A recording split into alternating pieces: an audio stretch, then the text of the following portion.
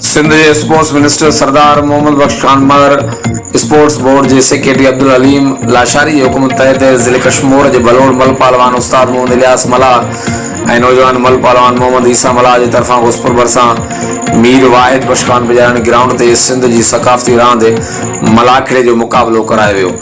मलाखड़े रांद में कश्मीर जिले और जैकबा जिले के पहलवान जो मुकाबलो करायो वियो। मुकाबले में बिन्हीं टीमन के पहलवान पंहिंजा पंहिंजा ज़ोर लगाया, जै बाद मुकाबलो कश्मीर जिले के पहलवान मल मारे फाइनल खटे वरतो।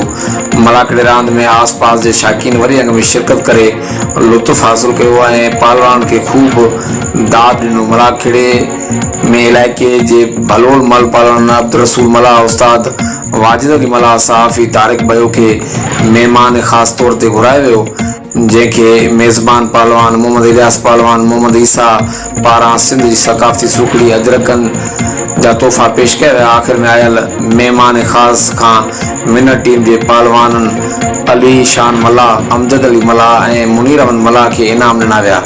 इन मौके ते पहलवान मोहम्मद इलियास मला और मोहम्मद ईसा मला साफ़िन सां ॻाल्हाईंदे चयो त असां पंहिंजी सिंध जी क़दीमी सकाफ़ती रांदि मलाखड़े के अॼु बि उजागर कंदा पिया अचूं। असां सिंध स्पोर्ट्स बोर्ड के मिनिस्टर सरदार मोहम्मद बख्श खान मर के गुज़ारिश था करूं त असांजे ज़िले कश्मीर में भलोड़ मल पहलवान आहिनि, असांखे सरकारी सतह ते रांदियूं कराए ॾिनियूं वञनि त जीअं असां पंहिंजी सकाफ़ती रांदि मलाखड़े के उजागर कंदा रहूं।